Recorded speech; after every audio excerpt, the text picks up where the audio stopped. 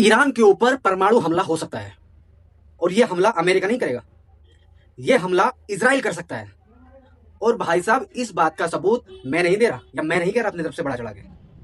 ये बात अमेरिका के ही एक प्रोफेसर जॉन है, उनका नाम जॉन है और वह साइंटिस्ट भी हैं। उन्होंने एक बहुत बड़ा बयान दिया। उन्होंने कहा कि इजराइल ईरान के ऊपर परमाणु हमला कर सकता है, क्योंकि अमेरिका इस युद्ध से बाहर तो निकल आया है, लेकिन वो इजराइल को नहीं रोक पाएगा, क्योंकि इजराइल किसी की सुन नहीं रहा है। वो अकेला अलग थलग पड़ गया है। और पड़ा क्यों? क्योंकि ईरान के ऊपर हमले और लेबनान के ऊपर हमले इजराइल ने इस कदर किए कि बेगुनाहों को बेहिसाब मारा। समय रहते अमेरिका इस युद्ध से बाहर तो निकला है, लेकिन इजराइल के पास कोई और ऑप्शन नहीं बचा है, इसलिए वो ईरान के ऊपर परमाणु हमला कर सकता है, ऐसा उनका कहना है। उधर ईरान के जो पार्लियामेंट स्पीकर थे, जब वो डेलीगेशन को लेकर अपने पाकिस्तान आने वाले थे वार्तालाप करने के लिए अमेरिका के डेलीगेशन के साथ, तो उन्होंने एक सोशल मीडिया पे एक पोस्ट शेयर की अपने फोटो के साथ प्लेन के अंदर। उन्होंने लिखा, मेरे साथ मेरे कंपेनियंस।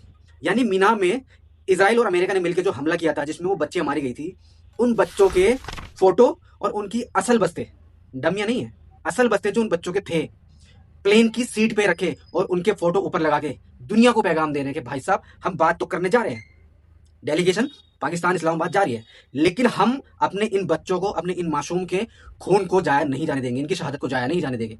इनको सामने रख के, इनको दिल और दिमाग में रख के ही ये सब बातें पाकिस्तान के अंदर होगी।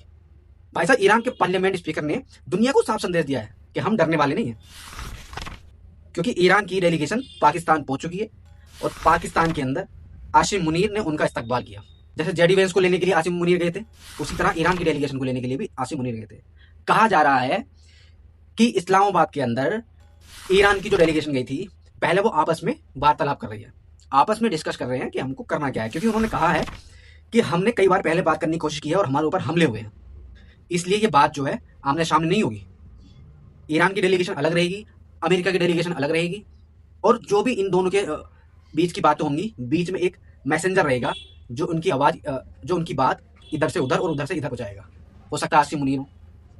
आसिम मुनीर से ईरान की डेलीगेशन ने एक बात साफ साफ कही कि ये बात आगे तो बढ़ेगी, लेकिन ये बात आगे तब बढ़ेगी जब आप इजराइल से कहोगे कि लेबनान के ऊपर हमले करना बंद कर दे, क्योंकि वो अभी भी मासूमों पे हमले कर रहा है और मासूमों को मार रहा है। मेरे दोस्तों, ईरान की जीत हो चुकी है। जिस दिन सीज फायर का ऐलान हुआ था, ईरान की जीत तभी हो गई थी। अफ्रीका के अंदर ईरानियन की जो एम्बेसी है, उन्होंने एक पोस्ट किया है। उन्होंने कहा है कि कुछ कंडीशन एक्सेप्ट कर ली गई हैं, यानी कि कुछ शर्तें अमेरिका ऑलरेडी मान चुका है, ऐसा उनका दावा है, और ये ईरान के लिए बहुत बड़ी जीत है।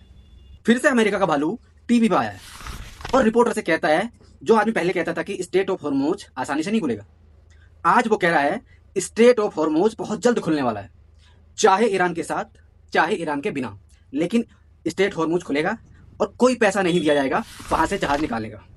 इस भाई साहब की बातों को सुन के मुझे कभी कभी हंसी आती है। हर 2 मिनट में अपने भाषण बदल देता है, अपने बयान बदल देता है। इसकी बात का कोई भरोसा नहीं किया जा सकता, क्योंकि ये कह रहा है कि ईरान के साथ या ईरान के बाद और इसके बाद कोई बातचीत नहीं होगी। बातचीत करेगा कैसे? ईरान इससे बात करना कब चाह रहा है? ईरान इससे बात ही नहीं कर रहा। ठीक।